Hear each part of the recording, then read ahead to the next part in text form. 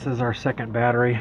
This is not a very good battery. It's kind of a bunk battery. I've kept it in here because at one time I charged it up before I went out camping in the desert, just so that I had a fail-safe just in case if my primary battery died, at least I'd have something to jump. Right now I bet there's no voltage on this, but I just wanted to get a measurement because I'm going to be running some cable in here. I'm going to be doing a dual battery setup, so I'm going to need a dual battery isolator switch. I've got a temporary switch that I picked up from Harbor Freight right now that I can just manually override the battery.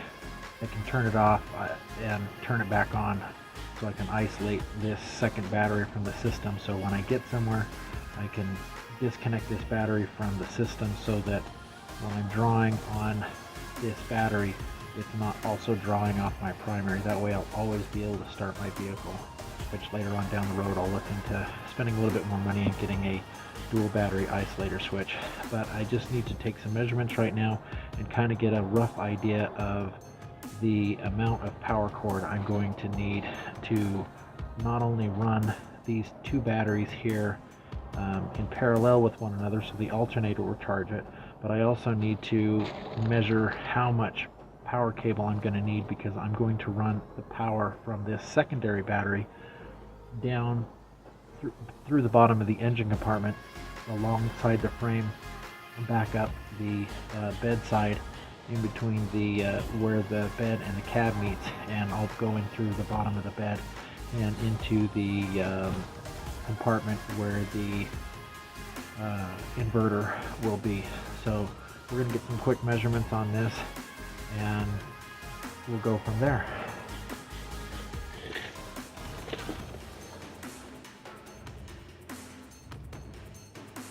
So the hood area is 5 feet across and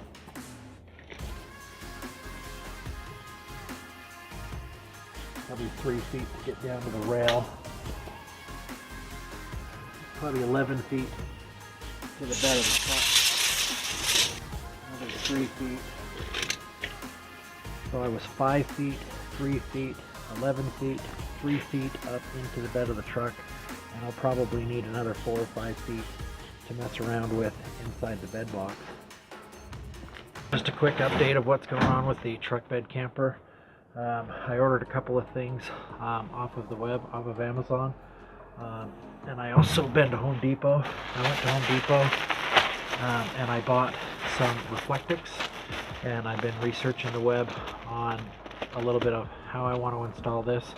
And when I started looking into it, I discovered that a lot of people have problem with condensation buildup inside, which I know the first night that me and Mr. Do with the Face stayed the night in here, we did have a mild condensation problem. The next morning when we woke up, there was frozen condensation on the roof.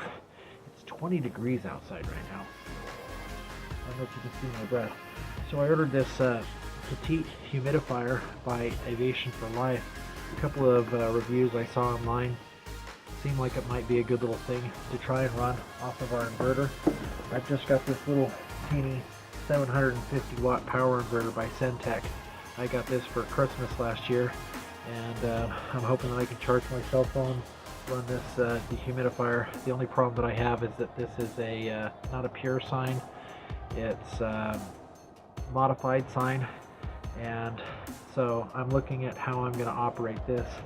I have a battery that I could throw in here in the back, but I don't want to have a battery in my sleeping areas because I don't have a battery that is not vented, and it's not recommended to have a wet cell battery has to vent, so I don't want to have a wet cell battery in here. So I'm looking at getting some cable and running cable off the out of the engine compartment underneath the truck and into the bed of the truck here, to where I can run this inverter and later on change this inverter to modified sine. So I appreciate your patience as I try to start getting some of these items together. So I've got my measurements for what cable I need, so I'm excited to go and get some cable coming for this and start looking into some batteries, and we're going to start getting this thing put together here soon, but I'm still just getting a lot of supplies. So if you have any thoughts or comments on what you've done with the Reflectix or what you've done power-wise, Comment below if you've ever used this dehumidifier. If you have any thoughts or comments, please put those down below in the comments. And stay tuned, guys. We got some fun stuff hopefully coming up after I get a few more items. So give us a thumbs up, subscribe below. Thanks for watching.